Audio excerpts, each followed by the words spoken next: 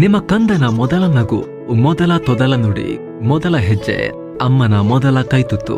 ಸದೃಢ ಹಾಗೂ ಆರೋಗ್ಯಕರ ಬೆಳವಣಿಗೆಗಾಗಿ ಪಾರಂಪರಿಕ ಪದ್ಧತಿಯಲ್ಲಿ ತಯಾರಾದ ಪೌಷ್ಟಿಕ ಆಹಾರ ಮಿಲೆಕ್ಸ್ ಮದರ್ ರೂಟ್. ಮೂಳೆಗಳ ಹಾಗೂ ಮೆದುಳಿನ ಬೆಳವಣಿಗೆಗೆ ಪೂರಕ ಮಿಲೆಕ್ಸ್ ಮದರ್ ರೂಟ್. ತಾಯಿಯ ಪ್ರೀತಿಯಷ್ಟೇ ಪರಿಶುದ್ಧ.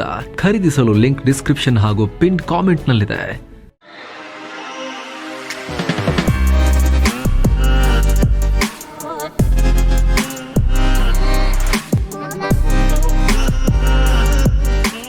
ಹಾಯ್ ಫ್ರೆಂಡ್ಸ್, ದಿನದ ಎಲ್ಲ ಪ್ರಮುಖ ಸುದ್ದಿಯನ್ನು ನಿಮಗೆ ತಲುಪಿಸೋ mastmaga.comನ ಫುಲ್ ನ್ಯೂಸ್ಗೆ ಸ್ವಾಗತ.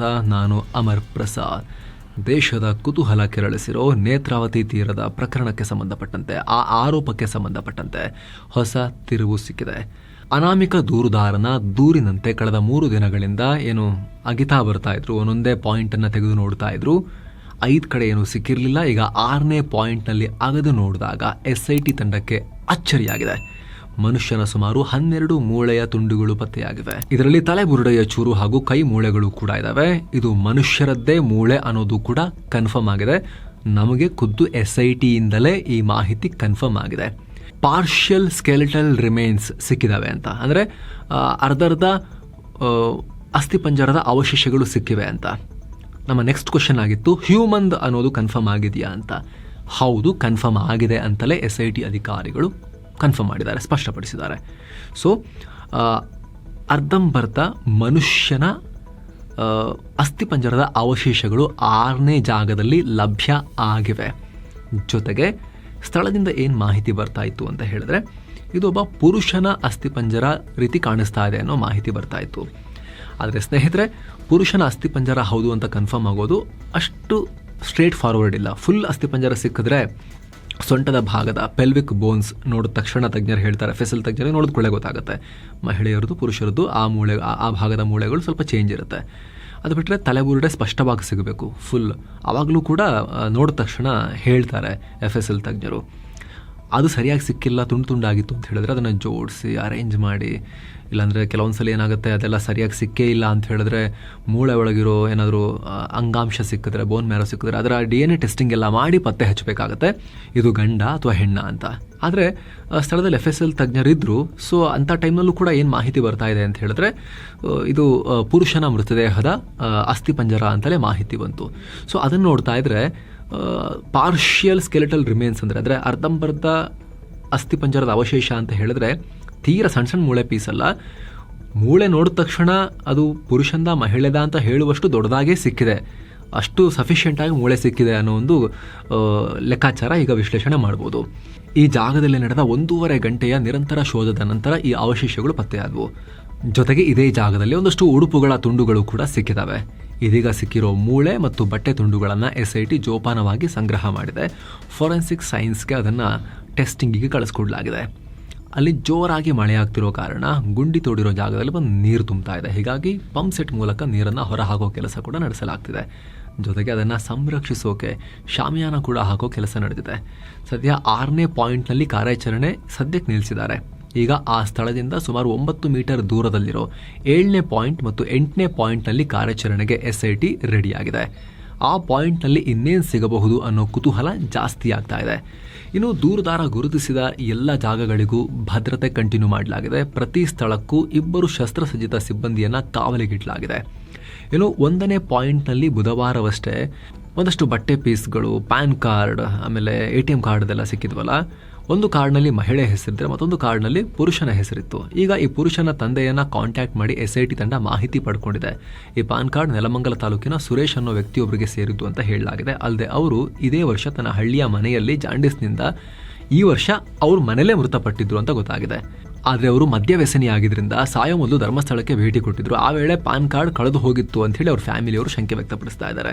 ಆದರೆ ಕನ್ಫರ್ಮ್ ಆಗಿರೋದು ಏನು ಅಂದರೆ, ಅವರು ಜಾಂಡೀಸ್ನಿಂದ ಇದೇ ವರ್ಷ ಅವ್ರ ಮನೆಯಲ್ಲೇ ಹಳ್ಳಿಯಲ್ಲೇ ಪ್ರಾಣ ಕಳ್ಕೊಂಡಿದ್ರು ಅಂತ. ಮನೆ ಇರೋದಲ್ಲಿ ಬೆಂಗಳೂರಿನ ನೆಲಮಂಗಲ ತಾಲೂಕಲ್ಲಿ. ಈ ನಡುವೆ ನೇತ್ರಾವತಿ ಪ್ರಕರಣದ ದಿಕ್ಕು ತಪ್ಪಿಸೋಕೆ SIT ಮುಖ್ಯಸ್ಥ ಪ್ರಣವ್ ಮೊಹಂತಿ ಅವರನ್ನ ಕೇಂದ್ರಕ್ಕೆ ಕಳಿಸಲಾಗ್ತಿದೆ ಅನ್ನೋ ಆರೋಪಗಳನ್ನು ಮಾಡಲಾಗಿತ್ತು. ಸೋಷಿಯಲ್ ಮೀಡಿಯಾ ಚರ್ಚೆ ನಡೆದಿತ್ತು. ಇದಕ್ಕೀಗ ಕರ್ನಾಟಕ ರಾಜ್ಯ ಸರ್ಕಾರದ ಹೋಮ್ ಮಿನಿಸ್ಟರ್ ಪರಮೇಶ್ವರ್ ಪ್ರತಿಕ್ರಿಯೆ ಕೊಟ್ಟಿದ್ದಾರೆ. ಪ್ರಣವ್ ಮೊಹಂತಿ ಅವರನ್ನ ಕೇಂದ್ರ ಸೇವೆಗೆ ಕರೆಸಿಕೊಳ್ಳೋ ವಿಚಾರಕ್ಕೂ ಈ ಪ್ರಕರಣಕ್ಕೂ ಸಂಬಂಧ ಇಲ್ಲ ಅಂತ ಪರಮೇಶ್ವರ್ ಹೇಳಿದ್ದಾರೆ. ಮತ್ತೊಂದು ಕಡೆ SIT ಅಧಿಕಾರಿಗಳು ಕರ್ನಾಟಕದ ಎಲ್ಲ ಪೊಲೀಸ್ ಸ್ಟೇಷನ್ನಿಂದ 1995ರಿಂದ 2005 ಹಾಗೂ 2005ರಿಂದ 2015ರವರೆಗೆ ನಾಪತ್ತೆ, ಕೊಲೆ, ಅತ್ಯಾಚಾರಕ್ಕೊಳಗಾದ ಪ್ರಕರಣದ ಬಗ್ಗೆ ಮಾಹಿತಿ ಒದಗಿಸಿ ಅಂತೇಳಿ ಕೇಳಿದ್ದಾರೆ. 10 ವರ್ಷಗಳ ದಾಖಲೆಯನ್ನು 2 ಪಟ್ಟಿ ಮಾಡಿ ಒಟ್ಟು 20 ವರ್ಷ ದಾಖಲೆ ಕೊಡಿ ಅಂತ SIT ಪೊಲೀಸ್ ಸ್ಟೇಷನ್ಗಳಿಗೆ ಈಗ ಹೇಳಿದೆ, ಸೂಚನೆ ಕೊಟ್ಟಿದೆ. ಅಲ್ಲದೆ ಈ ಪ್ರಕರಣದ ಕುರಿತು ಸಾರ್ವಜನಿಕರು ಯಾವುದೇ ಮಾಹಿತಿ ಹಂಚಿಕೊಳ್ಳೋದಕ್ಕೂ ಸಹಾಯವಾಣಿ SIT ಸಹಾಯವಾಣಿ ಆರಂಭಿಸಿದೆ. ಕಾಲ್ ಮಾಡಿಬಿಟ್ಟು ನೀವು ನಿಮಗೇನಾದರೂ ಈ ಥರ ಗುಪ್ತ ಮಾಹಿತಿ ಇದ್ದರೆ ಶೇರ್ ಮಾಡ್ಕೋಬೋದು ಅಂತ ಹೇಳಿದೆ. ಸೊ ಯಾರಿಗೆಲ್ಲ ಈ ವಿಚಾರಕ್ಕೆ ಸಂಬಂಧಪಟ್ಟಂತೆ ಅನುಮಾನ ಇದೆ ಅವರು SITಗೆ ಕಾಲ್ ಮಾಡಿ ಅವ್ರಿಗೆ ಗೊತ್ತಿರುವಂಥ ಫ್ಯಾಕ್ಟ್ಸ್ನ SITಗೆ ಹೇಳ್ಬೋದು, ನ್ಯಾಯಕ್ಕಾಗಿ ಆಗ್ರಹ ಮಾಡ್ಬೋದು. ಬೆಳಿಗ್ಗೆ 10 ಗಂಟೆ ಸುಮಾರಿಗೆ ತನಿಖಾ ತಂಡದ ಮಂಗಳೂರಿನ ಕದ್ರಿ ಮಲ್ಲಿಕಟ್ಟೆಯಲ್ಲಿರೋ ಕಚೇರಿಯನ್ನು ಕಾಂಟ್ಯಾಕ್ಟ್ ಮಾಡ್ಬೋದು, ಅಥವಾ SITಯ ವಾಟ್ಸಪ್ ಸಂಖ್ಯೆ ಸ್ಕ್ರೀನ್ ಮೇಲೂ ಕೂಡ ನೋಡ್ತಾ ಇದ್ದೀರಿ. ಖಚಿತ ಮಾಹಿತಿಯ ಫ್ಯಾಕ್ಟ್ಸ್ ಇತ್ತು ಅಂತ ಹೇಳಿದ್ರೆ ಇವರಿಗೆ ಶೇರ್ ಮಾಡಿ ತನಿಖೆಗೆ ಹೆಲ್ಪ್ ಮಾಡ್ಬೋದು. ಒಂದು ವೇಳೆ ಯಾರಿಗಾದರೂ ಅನ್ಯಾಯ ಆಗಿದ್ರೆ ಅವರಿಗೆ ನ್ಯಾಯ ಕೊಡಿಸೋಕೆ ಖಂಡಿತವಾಗ್ಲೂ ಕೂಡ ಹೆಲ್ಪ್ ಮಾಡ್ಬೋದು ಈ ನಂಬರಿಗೆ ವಾಟ್ಸಪ್ ಮಾಡೋ ಮೂಲಕ. ಅಥವಾ ವಾಟ್ಸಪ್ ಬೇಡ ಅಂದರೆ ದೂರವಾಣಿ ಸಂಖ್ಯೆ ಕೂಡ ಇದೆ, ಅದನ್ನು ಕೂಡ ಸ್ಕ್ರೀನ್ ಮೇಲೆ ನೋಡ್ತಾ ಇದ್ದೀರಾ. ಅಥವಾ ವೆಬ್ಸೈಟ್ ಕೂಡ ಇದೆ, ವೆಬ್ಸೈಟ್ ಅಂದರೆ ಇಮೇಲ್ ಅಡ್ರೆಸ್ ಕೂಡ ಇದೆ, ಆ ಇಮೇಲ್ ಅಡ್ರೆಸ್ಗೆ ಇಮೇಲ್ ಕೂಡ ಮಾಡ್ಬೋದು, ಅದನ್ನು ಕೂಡ ನೀವು ಸ್ಕ್ರೀನ್ ಮೇಲೆ ಈಗ ನೋಡ್ತಾ ಇದ್ದೀರಾ ಸ್ನೇಹಿತರೆ. ಇಷ್ಟೆಲ್ಲ ಆಪ್ಷನ್ಸ್ ಇದೆ, ಮಾಹಿತಿ ಇದ್ದವರು ಶೇರ್ ಮಾಡ್ಕೋಬೋದು ಅಂತ SIT ಹೇಳಿದೆ. ಇನ್ನು ಸ್ನೇಹಿತರೆ ಈಗ 6ನೇ ಮುಗಿಸಿ 7, 8ಕ್ಕೆ ಹೋಗಿದಾರಲ್ಲ ಸ್ಪಾಟ್ಸ್, ಒಟ್ಟು 13 ಇದೆಯಲ್ಲ, ಅದರಲ್ಲಿ 11 ಮತ್ತು 13 ಇಂಪಾರ್ಟೆಂಟ್ ಆಗ್ಬೋದು ಈ ಕೇಸ್ನಲ್ಲಿ. ಯಾಕಂದರೆ ದೂರುದಾರ ಹೇಳಿರೋ ಪ್ರಕಾರ, ದೂರುದಾರನ ಒಂದು ಕಂಪ್ಲೇಂಟ್ ಪ್ರಕಾರ, ದೂರಿನ ಪ್ರಕಾರ ಅಥವಾ ಆರೋಪದ ಪ್ರಕಾರ ಸ್ಪಾಟ್ ನಂಬರ್ 11 ಮತ್ತು 13 ಈ 2 ಸ್ಥಳಗಳಲ್ಲಿ 10 ಮೃತದೇಹಗಳನ್ನು ಹುಗ್ಗಿದ್ದೀನಿ ನಾನು ಅಂಥೇಳಿ ಆತ ಕ್ಲೇಮ್ ಮಾಡಿರುವಂಥ ಮಾಹಿತಿ ಬರ್ತಾ ಇದೆ.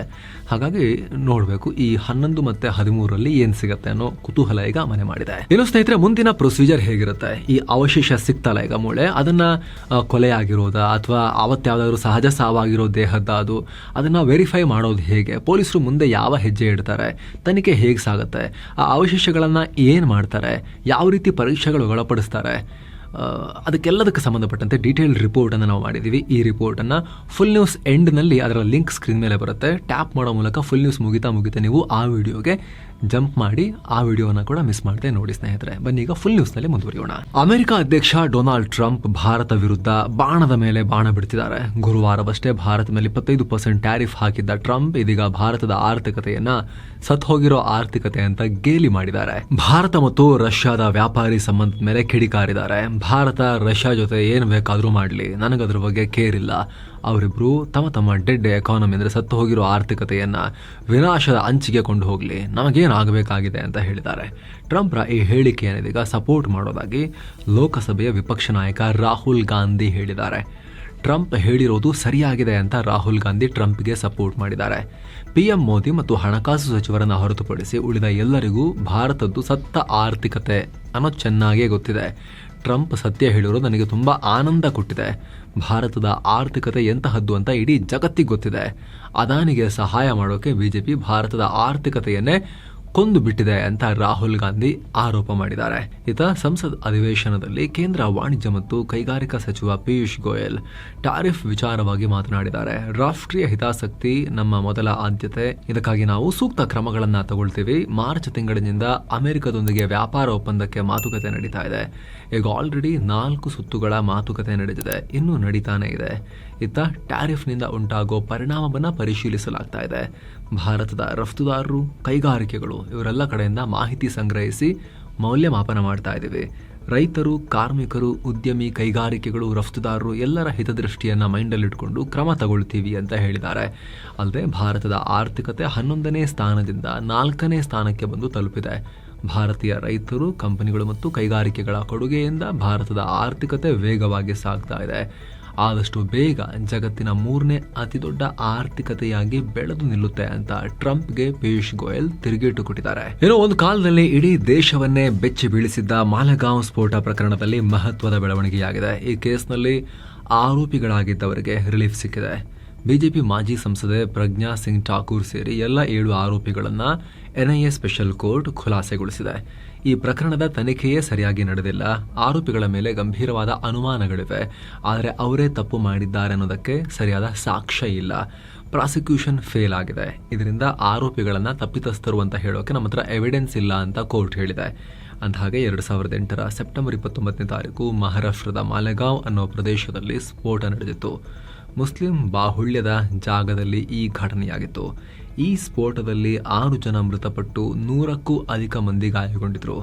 ಈ ಪ್ರಕರಣವನ್ನ ಮುಂಬೈ ಭಯೋತ್ಪಾದಕ ನಿಗ್ರಹ ಪಡೆ ಪ್ರಾಥಮಿಕ ತನಿಖೆ ನಡೆಸಿತ್ತು. ನಂತರ ತನಿಖೆಯ ಹೊಣೆಯನ್ನ ಎನ್ಐಎ ವಹಿಸಿಕೊಂಡಿತ್ತು. ಬಿಜೆಪಿ ಮಾಜಿ ಸಂಸದೆ ಪ್ರಜ್ಞಾ ಸಿಂಗ್ ಠಾಕೂರ್, ನಿವೃತ್ತ ಸೇನಾಧಿಕಾರಿ ಪ್ರಸಾದ್ ಪುರೋಹಿತ್ ಹಾಗೂ ನಿವೃತ್ತ ಮೇಜರ್ ರಮೇಶ್ ಉಪಾಧ್ಯಾಯ ಸೇರಿದ ಹಾಗೆ 7 ಜನರ ಮೇಲೆ ಆರೋಪ ಹೊರಿಸಲಾಗಿತ್ತು. ಇದೀಗ ಘಟನೆ ನಡೆದು ಬರೋಬ್ಬರಿ 17 ವರ್ಷಗಳ ನಂತರ ಎನ್ಐಎ ಕೋರ್ಟ್ ಈ ತೀರ್ಪು ಕೊಟ್ಟಿದೆ. ಏನೋ ಈ ತೀರ್ಪು ಹೊರಬೀಳ್ತಿದ್ದ ಹಾಗೆ ಮಹಾರಾಷ್ಟ್ರ ಸಿಎಂ ದೇವೇಂದ್ರ ಫಡ್ನವೀಸ್ ರಿಯಾಕ್ಟ್ ಮಾಡಿದ್ದಾರೆ. ಭಯೋತ್ಪಾದನೆ ಯಾವತ್ತಿಗೂ ಕೇಸರಿ ಆಗಿರಲಿಲ್ಲ, ಇನ್ನು ಮುಂದೇನೂ ಆಗೋದಿಲ್ಲ ಅಂತ ಫಡ್ನವೀಸ್ ಹೇಳಿದ್ದಾರೆ. ಏನೋ ರಾಜ್ಯ ಸರ್ಕಾರ ಕೆರೆಗಳ ಬಫರ್ ಝೋನ್ ಕಮ್ಮಿ ಮಾಡೋಕೆ ಮುಂದಾಗಿದೆ. ಇದಕ್ಕಾಗಿ ಕೆರೆ ಸಂರಕ್ಷಣೆ ಮತ್ತು ಅಭಿವೃದ್ಧಿ ಪ್ರಾಧಿಕಾರ ತಿದ್ದುಪಡಿ ಮಸೂದೆ 2025 ಮುಂದಿನ ವಿಧಾನಸಭಾ ಅಧಿವೇಶನದಲ್ಲಿ ಮಂಡಿಸೋಕೆ ತಯಾರಿ ಮಾಡಿಕೊಂಡಿದೆ. ಇದುವರೆಗೆ ಕೆರೆಗಳಿಗೆ 30 ಮೀಟರ್ ಬಫರ್ ಝೋನ್ ಇರಬೇಕು ಅನ್ನೋ ರೂಲ್ಸ್ ಇತ್ತು. ಆದರೆ ಹೊಸ ಬಿಲ್ ಪ್ರಕಾರ 100 ಎಕರೆಗಿಂತ ಹೆಚ್ಚು ವಿಸ್ತೀರ್ಣ ಹೊಂದಿರೋ ಕೆರೆಗಳು 30 ಮೀಟರ್, 25ರಿಂದ 100 ಎಕರೆವರೆಗಿನ ಕೆರೆಗಳಿಗೆ 24 ಮೀಟರ್ ಬಫರ್ ಝೋನ್ ಹಾಗೂ 1 ಎಕರೆಗಿಂತ ಕಮ್ಮಿ ವಿಸ್ತೀರ್ಣ ಹೊಂದಿರೋ ಚಿಕ್ಕ ಕೆರೆಗಳಿಗೆ 3 ಮೀಟರ್ ಬಫರ್ ಝೋನ್ ಸಾಕು ಅಂತ ಫಿಕ್ಸ್ ಮಾಡಲಾಗಿದೆ. ಇದಕ್ಕೆ ರಾಜ್ಯ ಬಿಜೆಪಿ ಟೀಕಿಸಿದೆ. ಸರ್ಕಾರ ರಿಯಲ್ ಎಸ್ಟೇಟ್ ಮಾಫಿಯಾದಿಂದ ಪ್ರಭಾವಿತವಾಗಿದೆ ಅಂತ ಹೇಳಿದೆ. ಇದು ಬೆಂಗಳೂರಿನ ಪ್ರವಾಹವನ್ನು ಇನ್ನಷ್ಟು ಜಾಸ್ತಿ ಮಾಡುತ್ತೆ ಅಂತ ಬಿಜೆಪಿ ಹೇಳಿದೆ. ಇನ್ನು ಕಳೆದ ಬಾರಿ ಚುನಾವಣೆಯಲ್ಲಿ ಕರ್ನಾಟಕದಲ್ಲಿ ಅಕ್ರಮ ನಡೆದಿದೆ ಅಂತ ಕಾಂಗ್ರೆಸ್ ನಾಯಕ ರಾಹುಲ್ ಗಾಂಧಿ ಆರೋಪ ಮಾಡಿದ್ರು. ವಿಧಾನಸಭೆಯಲ್ಲ, ಲೋಕಸಭಾ ಚುನಾವಣೆಯಲ್ಲಿ ಅಕ್ರಮ ಆಗಿದೆ ಅಂತ ಹೇಳಿ ರಾಹುಲ್ ಗಾಂಧಿ ಆರೋಪ ಮಾಡಿದ್ರು. ಈಗ ಇದರ ಬಗ್ಗೆ ಪ್ರತಿಭಟನೆ ನಡೆಸೋದಕ್ಕೆ ರಾಹುಲ್ ಗಾಂಧಿ ಆಗಸ್ಟ್ 5ಕ್ಕೆ ಬೆಂಗಳೂರಿಗೆ ಬರ್ತಾರೆ ಅಂತ ಸಿಎಂ ಸಿದ್ದರಾಮಯ್ಯ ಸ್ಪಷ್ಟಪಡಿಸಿದ್ದಾರೆ. ಅವರು ಬರೋದ್ರ ಒಳಗೆ ಯಾವ ರೀತಿ ಪ್ರತಿಭಟನೆ ಮಾಡಬೇಕು, ಎಲ್ಲಿ ಮಾಡಬೇಕು ಅಂತ ಸಭೆ ನಡೆಸಿ ತೀರ್ಮಾನ ಮಾಡ್ತೀವಿ ಅಂತ ಸಿದ್ದರಾಮಯ್ಯ ಹೇಳಿಕೆಯನ್ನು ಕೊಟ್ಟಿದ್ದಾರೆ. ಏನು ಛತ್ತೀಸ್ಗಢದ ಬಿಜಾಪುರ ಜಿಲ್ಲೆಯಲ್ಲಿ 2 ಮಹಿಳಾ ನಕ್ಸಲರು ಸೇರಿಬಿಟ್ಟು 6 ನಕ್ಸಲರನ್ನ ಅರೆಸ್ಟ್ ಮಾಡಲಾಗಿದೆ. ಇದರಲ್ಲಿ 2 ನಕ್ಸಲರ ಬಂಧನಕ್ಕೆ ನೆರವಾದವರಿಗೆ 2 ಲಕ್ಷ ರೂಪಾಯಿ ಬಹುಮಾನ ಕೂಡ ಇತ್ತು. ಇನ್ನು ಅರೆಸ್ಟ್ ಆದ ನಕ್ಸಲರಿಂದ ಸ್ಫೋಟಕ ಮತ್ತು ಶಸ್ತ್ರಾಸ್ತ್ರಗಳನ್ನ ಕೂಡ ಸೀಸ್ ಮಾಡಲಾಗಿದೆ. ಪಹಲ್ಗಾಮ್ ದಾಳಿ ಬೆನ್ನಲ್ಲೇ ಸಿಂಧೂ ನದಿ ನೀರಿನ ಒಪ್ಪಂದ ಅಮಾನತು ಮಾಡಿ ಭಾರತ ಪಾಕಿಸ್ತಾನಕ್ಕೆ ಶಾಕ್ ಕೊಟ್ಟಿತ್ತು. ಈಗ ಜಮ್ಮು ಕಾಶ್ಮೀರದ ಚೆನಾಬ್ ನದಿ ಮೇಲೆ 1856 ಮೆಗಾವ್ಯಾಟ್ ಸಾಮರ್ಥ್ಯದ ಸಾವಲ್ಕೋಟ್ ಜಲ ವಿದ್ಯುತ್ ಪ್ರಾಜೆಕ್ಟ್ನ ಶುರು ಮಾಡೋಕೆ ಸರ್ಕಾರ ಮುಂದಾಗಿದೆ. ಟೆಂಡರ್ ಕೂಡ ಕರೆದಿದೆ. ಆನ್ಲೈನ್ ಮೂಲಕ ಬಿಡ್ ಮಾಡಬಹುದು. ಸೆಪ್ಟೆಂಬರ್ 10ರವರೆಗೆ ಟೈಮ್ ಇದೆ ಅಂತ ಹೇಳಿದೆ. ರಂಬನ್ ಜಿಲ್ಲೆಯ ಸಿಧು ಅನ್ನೋ ಹಳ್ಳಿಯಲ್ಲಿ ಈ ಹೈಡ್ರೋ ಪವರ್ ಪ್ರಾಜೆಕ್ಟ್ ಅನ್ನ ಶುರು ಮಾಡಲಾಗ್ತಿದೆ. ಅಂದಹಾಗೆ ಸಿಂಧೂ ನದಿ ಒಪ್ಪಂದ ಜಾರಿಯಲ್ಲಿದ್ದಾಗ ಭಾರತ ಜಮ್ಮು ಕಾಶ್ಮೀರದಲ್ಲಿ ಯಾವುದೇ ಹೈಡ್ರೋ ಪವರ್ ಪ್ರಾಜೆಕ್ಟ್ ಶುರು ಮಾಡೋಕೆ ಹೋದ್ರೂ ಕೂಡ ನಮಗೆ ನೀರಿಲ್ಲ ಅಂತೇಳಿ ಬರ್ತಾ ಇತ್ತು. ಪಾಕಿಸ್ತಾನ ಬಾಯಿ ಕಳ್ಕೊಂಡು ಅಡ್ಡಗಾಲ ಹಾಕ್ತಾ ಇತ್ತು. ಆದರೆ ಈಗ ಒಪ್ಪಂದವನ್ನು ಸಸ್ಪೆಂಡ್ ಮಾಡಿರೋ ಕಾರಣ ಪಾಕ್ನ ಮಾತಿಗೆ ಭಾರತ ತಲೆಕೆಡಿಸ್ಕೊಳ್ಳೋ ಅವಶ್ಯಕತೆ ಇಲ್ಲ. ಹೀಗಾಗಿ ಜಮ್ಮು ಕಾಶ್ಮೀರದಲ್ಲಿ ಪ್ರಾಜೆಕ್ಟ್ಗಳಿಗೆ ವೇಗ ಸಿಗ್ತಾ ಇದೆ. ಏನೋ ಭಾರತ ಮತ್ತು ಇಂಗ್ಲೆಂಡ್ ನಡುವೆ 5ನೇ ಟೆಸ್ಟ್ ಲಂಡನ್ನ ಓವಲ್ ಕ್ರಿಕೆಟ್ ಗ್ರೌಂಡ್ನಲ್ಲಿ ಶುರುವಾಯಿತು. ಭಾರತ ತನ್ನ ಟೀಮ್ನಲ್ಲಿ ಕೆಲ ಬದಲಾವಣೆಗಳನ್ನು ಮಾಡಿದೆ. ಜಸ್ಪ್ರೀತ್ ಬೂಮ್ರಾ, ಶಾರ್ದುಲ್ ಠಾಕೂರ್, ರಿಷಬ್ ಪಂತ್ ಆಡ್ತಾ ಇಲ್ಲ. ಪ್ರಸಿದ್ಧ ಕೃಷ್ಣ, ಕರುಣ್ ನಾಯರ್ ಮತ್ತು ಧ್ರುವ್ ಜುರೇಲ್ರನ್ನ ಕಣಕ್ಕಿಳಿಸಲಾಗಿದೆ. ಕರುಣ್ ನಾಯರ್ ಅವರಿಗೆ ಬಹುತೇಕ ಇದು ಕಡೆಯ ಚಾನ್ಸ್ ಅಂತ ಕಾಣುತ್ತೆ. ಇದರಲ್ಲಿ ಹೇಗೆ ಆಡ್ತಾರೆ ಅಂತ ನೋಡಬೇಕು. ನಿರಂತರ 5ನೇ ಪಂದ್ಯದಲ್ಲೂ ಶುಭ್ಮನ್ ಗಿಲ್ ಟಾಸ್ ಸೋತಿದ್ದಾರೆ. ಒಟ್ಟಾರೆ ಟೀಮ್ ಇಂಡಿಯಾ ನಿರಂತರ 15ನೇ ಅಂತಾರಾಷ್ಟ್ರೀಯ ಪಂದ್ಯದಲ್ಲಿ ಟಾಸ್ ಸೋತು ವರ್ಲ್ಡ್ ರೆಕಾರ್ಡ್ ಮಾಡಿದೆ. ಈ ರೀತಿ ಆಗೋ ಸಾಧ್ಯತೆ ನೋಡಿದ್ರೆ 37,000 ಅವಕಾಶಗಳಲ್ಲಿ ಒಂದ್ಸಲ ಮಾತ್ರ ಈ ರೀತಿ ವಿಚಿತ್ರ ಆಗ್ಬೋದು. ನಿರಂತರವಾಗಿ ಒಂದು ಟೀಮ್ 15 ಸಲ ಟಾಸ್ ಸೋಲೋದು, ಈ ಥರದ ಘಟನೆ ಆಗ್ಬೋದು ಅಂತ ಒಂದು ದಾಖಲೆಯನ್ನು ಭಾರತ ಮಾಡಿದೆ ಈಗ ಆಸ್ ಎ ಟೀಮ್. ಏನು ಟಾಸ್ ಸೋತ ಭಾರತವನ್ನು ಇಂಗ್ಲೆಂಡ್ ಬ್ಯಾಟಿಂಗಿಗೆ ಕಳಿಸ್ತು, ಫೀಲ್ಡಿಂಗ್ ಚೂಸ್ ಮಾಡ್ಕೊಳ್ತು. ಇನ್ನಿಂಗ್ಸ್ ಭಾರತ ಚೆನ್ನಾಗೇನು ಆರಂಭ ಮಾಡಲಿಲ್ಲ. ಆರಂಭದಲ್ಲೇ ಜೈಸ್ವಾಲ್, KL ರಾಹುಲ್ ಎಲ್ಲ ಔಟ್ ಆದರು. ಫುಲ್ ನ್ಯೂಸ್ ರೆಕಾರ್ಡ್ ಆಗೋ ವೇಳೆ ಸ್ಕೋರ್ ಕಾರ್ಡ್ ಈ ರೀತಿಯಾಗಿತ್ತು. ನಿಮಗೆ ಗೊತ್ತಿರ್ಬೋದು, ಇದು 5 ಪಂದ್ಯಗಳ 5 ಟೆಸ್ಟ್ ಮ್ಯಾಚ್ಗಳ ಸರಣಿ. ಇದು 2 ಆಲ್ರೆಡಿ ಇಂಗ್ಲೆಂಡ್ ಗೆದ್ದಿದೆ, 1 ಭಾರತ ಗೆದ್ದಿದೆ, 1 ಡ್ರಾ ಆಗಿದೆ. ಸರಣಿ ಸಮಬಲ ಆಗಬೇಕು, ಸರಣಿ ಡ್ರಾ ಮಾಡ್ಕೋಬೇಕು ಅಂದರೆ ಲಂಡನ್ನ ಓವಲ್ ಗ್ರೌಂಡಲ್ಲಿ ನಡೀತಿರೋ ಈ ಮ್ಯಾಚನ್ನು ಭಾರತ ಗೆಲ್ಲಲೇಬೇಕು. ಡ್ರಾ ಮಾಡಿಕೊಂಡ್ರೂ ಸೀರೀಸ್ ಸೋಲತ್ತೆ ಭಾರತ, ಸೋತ್ರಂತೂ ಸೋಲತ್ತೆ. ಸೊ ಈ ಸೀರೀಸ್ನ ಡ್ರಾ ಮಾಡ್ಕೋಬೇಕಂದ್ರೂ ಕೂಡ ಭಾರತ ಈ ಮ್ಯಾಚನ್ನು ಗೆಲ್ಲಲೇಬೇಕಾದ ಪ್ರೆಷರ್ನಲ್ಲಿದೆ. ಏನೋ ಷೇರುಪೇಟೆ ವಿಚಾರಕ್ಕೆ ಬಂದರೆ ಲಾಸ್ ಆಗಿದೆ. ಇವತ್ತು ದಿನದ ವಹಿವಾಟಿನ ಅಂತ್ಯಕ್ಕೆ ಸೆನ್ಸೆಕ್ಸ್ 296 ಪಾಯಿಂಟ್ಸ್ ಡೌನ್ ಆಗಿ 81,185ಕ್ಕೆ ರೀಚ್ ಆಗಿದೆ. ನಿಫ್ಟಿ 86 ಪಾಯಿಂಟ್ಸ್ ಡೌನ್ ಆಯಿತು, 24,768ಕ್ಕೆ ತಲುಪಿತು. ಅಮೆರಿಕ ಅಧ್ಯಕ್ಷ ಡೊನಾಲ್ಡ್ ಟ್ರಂಪ್ ಏನು ಟ್ಯಾರಿಫ್ ಘೋಷಣೆ ಮಾಡಿದ್ರು, ಟ್ರಂಪ್ರ ಈ ಅನೌನ್ಸ್ಮೆಂಟ್ ಷೇರುಪೇಟೆ ಮೇಲೆ ಪರಿಣಾಮ ಬೀರಿದೆ. ಟ್ರೇಡಿಂಗ್ ಆರಂಭದಲ್ಲಿ ಷೇರುಪೇಟೆ ಭಾರೀ ಲಾಸ್ ಆಗಿತ್ತು. ಸೆನ್ಸೆಕ್ಸ್ 600 ಪಾಯಿಂಟ್ ಕಳ್ಕೊಂಡಿತ್ತು. ನಿಫ್ಟಿ 24,700 ಪಾಯಿಂಟ್ಸ್ಗಿಂತ ಕೆಳಗೆ ಹೋಗಿತ್ತು. ಆದರೆ ಭಾರತ ಮತ್ತು ಅಮೆರಿಕದ ನಡುವೆ ವ್ಯಾಪಾರದ ಮಾತುಕತೆ ಕಂಟಿನ್ಯೂ ಆಗಿದೆ. ಸ್ವಲ್ಪ ಕಮ್ಮಿ ಆಗಬಹುದು ಅನ್ನೋ ಆಶಾಭಾವನೆಯಲ್ಲಿ ಮತ್ತೆ ಸ್ವಲ್ಪ ಚೇತರಿಕೆ ಕಂಡುಬಂತು. Idea, Yes bank, Canara bank, Tata steel, Tata motors, Reliance industries, Hindustan copper ಲಿಮಿಟೆಡ್ನ ಷೇರುಗಳು ರೆಡ್ನಲ್ಲಿ ಎಂಡ್ ಆಗಿವೆ. ಇಂಟ್ರಾಡೇನಲ್ಲಂತೂ ಜಿಯೋ ಫೈನಾನ್ಸ್ 3% ಕ್ರಾಸ್ ಮಾಡಿತ್ತು. ಯಾಕಂದರೆ ಜಿಯೋ ಫೈನಾನ್ಸ್ಗೆ promoter group Ambani and family 15,000 ಕೋಟಿ ರೂಪಾಯಿ ಮತ್ತೆ ಹೂಡಿಕೆ ಮಾಡ್ತಾರೆ. ಅದು ಕೂಡ ಪರ್ ಶೇರ್ಗೆ 316 ರೂಪಾಯಿ ಪ್ರೈಸ್ನಲ್ಲಿ ತಗೊಳ್ತಾ ಇದ್ದಾರೆ ವಾರೆಂಟ್ಸ್ ಮೂಲಕ ಅನ್ನೋ ಸುದ್ದಿ ಬಂತಲ್ಲ. ಇದರಿಂದ ಮಾರ್ಕೆಟ್ ಪಾಸಿಟಿವ್ ಆಗಿ ನೋಡ್ತು ಆ ಡೆವಲಪ್ಮೆಂಟನ್ನು. ಓಕೆ, ಓನರ್ಸೇ ಇನ್ನಷ್ಟು ದುಡ್ಡು ಹಾಕ್ತಿದ್ದಾರೆ ಕಂಪನಿಗೆ ಚೆನ್ನಾಗಿ ಬೆಳೆಸಬೇಕು ಅಂಥೇಳಿ. ಆಮೇಲೆ ಮಾರ್ಕೆಟ್ನಲ್ಲೂ ಕೂಡ ಪಾಸಿಟಿವ್ ಸೆಂಟಿಮೆಂಟ್ ಕ್ರಿಯೇಟ್ ಆಗಿ ಇಷ್ಟೆಲ್ಲ ಡೌನ್ ಇದ್ದಾಗಲೂ ಜಿಯೋ ಫೈನಾನ್ಸ್ ಮಾತ್ರ ಚೆನ್ನಾಗಿ ಪರ್ಫಾರ್ಮ್ ಮಾಡ್ತು. ಅದು ಬಿಟ್ಟರೆ Ather limited, ITC limited, ICICI bank ಕೂಡ ಗ್ರೀನ್ನಲ್ಲಿದ್ವು. ಉಳಿದಂತೆ ಬಹುತೇಕ ರೆಡ್ನಲ್ಲಿದ್ವು. ಇನ್ನು ಡಾಲರ್ ಮುಂದೆ ರೂಪಾಯಿ ಮೌಲ್ಯ 21 ಪೈಸೆ ಇಳಿಕೆಯಾಗಿ 87 ರೂಪಾಯಿ 64 ಪೈಸೆಯಾಗಿದೆ.